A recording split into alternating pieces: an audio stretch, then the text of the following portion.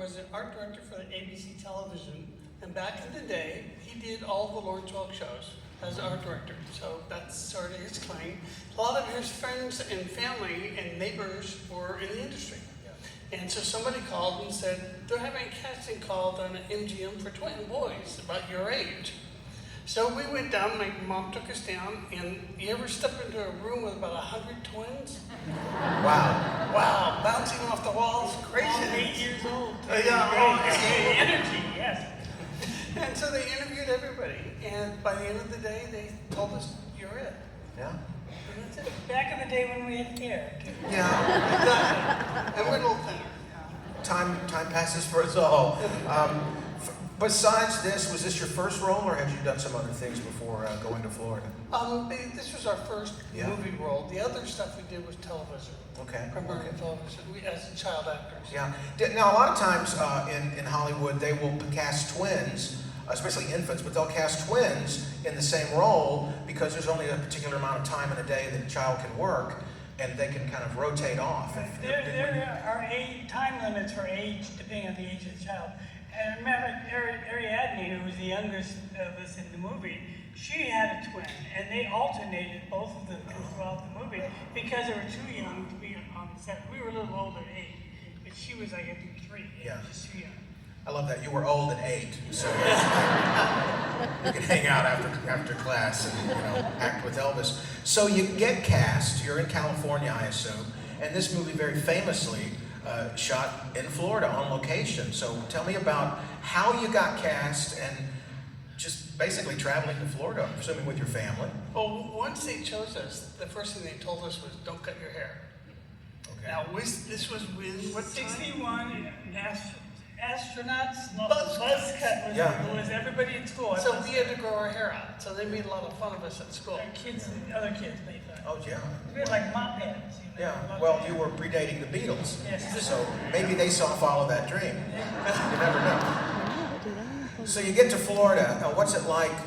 First of all, do you know who Elvis is at 8 years old before you actually got to meet Elvis and work with him? No, we had no idea what fame was. We knew Elvis was the star of the film, and he was, the star is supposed to be somebody special, but his mannerism on the set was rather unique. There was no ego. You would have never known walking on the set that he was, super, because he had no ego. He was just a regular person on the set. He's like a big brother with us. Yeah. He'd play around with us on the set itself. We'd make styrofoam spaceships, go behind a tree and they also miraculously landed over there.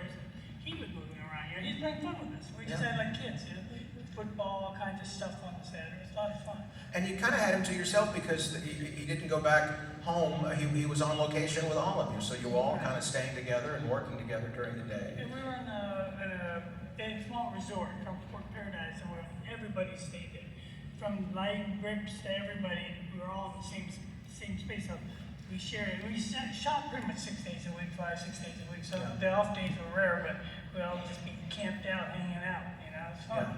How long before, when you were working, that you realized you were working with someone special? Because this very famous story that the crowds around the location in Florida were quite big, with just people wanting to come get a glimpse of Elvis. The famous story that Tom Petty, one of those young people that was trying to see Elvis. Well, it's interesting because it was not until the courthouse scene, which is near the end, that we realized the scope. Because most of the time, the filming, and we were isolated away from the public. We didn't see any large crowds. Everything was, and of course, we were not involved with the main scenes. That was part of the script. But when we saw the courthouse and we walked outside at lunchtime, and the sea of people and the police barricades, and it was quite the show. It was like that was like, hey, I think there's something more going on here. Exactly. So you work with Elvis, and there's some famous photos of you guys clowning around. You're riding his back, and all those kind of things. And for you to be working with someone like that, they say in Hollywood, the rule is, if you're an actor, you're serious about acting. You don't work with animals, you don't work with kids. He worked with both of them, and it seemed to be, from our clip that we saw especially, he was pretty good at working with them. Did you feel a connection with him when you were acting, and even when just hanging out? Well, the way I like to describe it is, as an 8-year-old, since you really don't understand the depth of fame, our relationships with the various people on the set, whether it's the Grip, we were infatuated with because he had mega muscles. You know, we called him Strongman, in fact, to all the different people. And when you interact with the different people on the set, you sort of got a sense of there's certain people you stay away from. And not to disparage Colonel Parker, but he was one we knew not to go near. True statement. Even at 8, you know that is just not a guy that I, Somebody probably the hard way, right? Well, speaking of that, and keep you where you are, but I want to insert this. I was reading Peter Guralnick's new book about Colonel Parker, and in the book is a photograph taken by a young woman who his mom worked for Colonel Parker, and it's just a family snapshot. And I had to load it in here. I wanted to show you guys. This is in, if you've got that photo, there it is. From I remember that. that's the R2, Robin and Gavin down there on the bottom. And you're pretty. One of you is pretty close to Colonel right there. I got to tell you. Look at the face. Yeah, that's true. You're checking your wallet to see if it's still. That was actually in Florida. It was they built the house that we lived in the movie was built. The exterior was all built there. There was nothing on the inside. We did all the interior shots in Hollywood. So this was just an exterior shot, and they were just all hanging out. Yeah. And taking a shot. You know, there were times because it takes forever to move cameras with single camera. Yeah. It takes a long time. A lot of times it's killed, so you gotta wait. So we're just hanging out. You know. Yeah, and that is next to Colonel is the young girl who is the daughter of the woman next to her, that worked for Colonel, and then unknown in the glasses. And the lady with the white glasses is Marie, that's Colonel Parker's wife, and then of course Elvis right there having a pretty good It time. looks like Anne's on the right. And Anne, yes, I think that is, I can kind of make that out. And you were saying that you've seen this photo, but like maybe one made a little bit before or after this photo. Or Kind of something around that It might have been time. this photo, but I wasn't sure. Yeah. I thought I've seen this before in the past, a little differently. Now, do you guys have photos from the set that Some you of them. guys made? Not us, no. Yeah. Mainly from other people. Yeah. That's how a lot of people that worked with Elvis or lived with, one of the guys or something, they never had cameras to take photos. In the later years, they've got a lot of photos from the fans, to be able to do that. So you come back, you make the movie. Do you realize that? Well, I guess at that age, you wouldn't. If you didn't really know Elvis, you wouldn't know that you made a really good movie with him. I mean, you really did. You made a fun movie that kind of showed up what I wish they'd used more, the comedic timing and stuff. Yes. I always thought that role is kind of like he's Jethro Bodine's brother. He didn't make it to Beverly Hills. He got stuck in Florida with the other side of the Clampett family.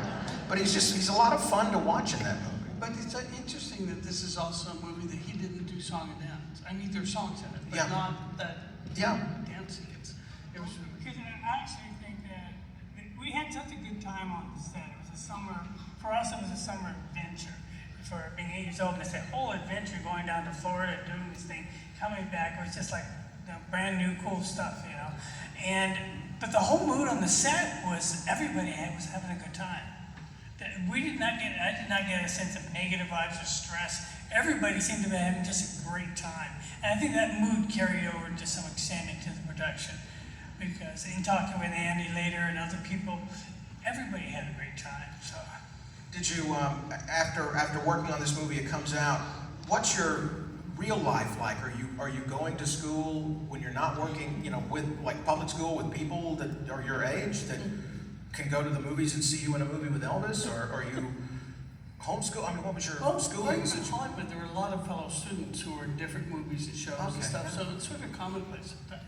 We just didn't really think anything about it. Yeah. right. A lot of the school kids' parents worked in the industry in some fashion. So Yeah. it was just, it was really, if you behaved yourself and weren't a jerk, you were okay, Yeah. And when you were here those years ago, I was more than fascinated about your father and the connection with Lawrence Welk. Right. Because Lawrence Welk, of my generation, was one of those shows you grew up with that was on Saturday about 6 o'clock in the other room. My parent was watching it, but I was fascinated by the bubbles, and I mentioned the bubbles to you. Right. And at the time, you told me what? Well, it's interesting. My father was an art director, which means that when you're looking at a TV screen, everything except the clothing is controlled by the art director in terms of the sets, the props, and everything's through him. So, being in a family like that, you were a scenic artist. My other brother, youngest brother, is a scenic artist, and he wound up working at the ABC lot that my dad did. And a couple of years ago, before we talked about it, they decided to shrink down the shop. So they had to go through and get rid of a lot of the stuff that they had. And one of the things my youngest brother found was one of the original bubble machines. And yes, there was no such machine before, so they had to invent one. So my father, with the prop department, put together this machine, and you had showed me an interest in it. So I contacted my youngest brother, and I had him put together a small video showing the machine working, so you could see it. He just gave it to me on a thumb drive, or I would be showing it right now. But they didn't want me to take time out of an Elvis evening to show you Lawrence Welk's bubble machine. I think Elvis would think that was cool, though. You got a what? You got a bubble machine? Sonny, get it going. Get that bubble machine going. You know, the thing that stuns me the most is all of us are sitting here today because of Elvis. Yes. You know, the power of somebody. Well, it's almost 50 years since his death. We shot the film 63 years ago, and we're here talking about it. Yeah. And it just blows my mind how his power, how one man's influence, his drive and his influence and his talent is still circulating today in the world. The power of it is amazing. It's just stunning. That one person. Woo! I gotta say one of my favorite scenes in the movie was when we were in the inside. It was done in Hollywood. We were inside, and he sings a song to us. He's singing. We're sitting in bed, and he's with Arthur O'Connell and Andy, and he's singing a song. And I forget the name of the song off the top of my head. Somebody probably knows it, but What was it? but. Sound advice. That's it, thank you.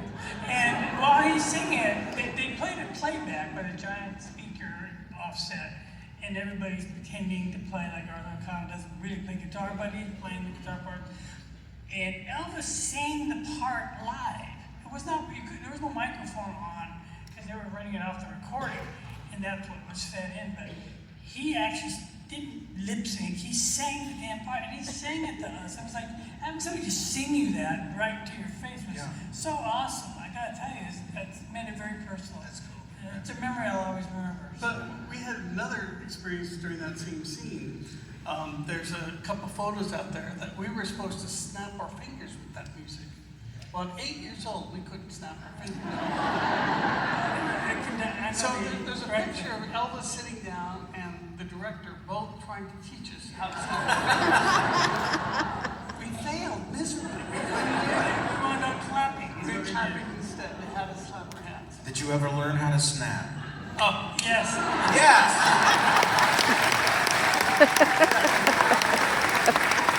All right, well, George Lucas can go back and reshoot his movies. We're going to go back and put snaps and follow that dream. Robin and Gavin, thank you so much for being here on this Hollywood night, saluting Elvis, and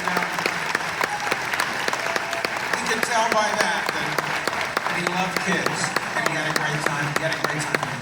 Thanks again, and I really appreciate being able to share our stories with everybody. It's been great. So, And, it was- Robin and Gavin,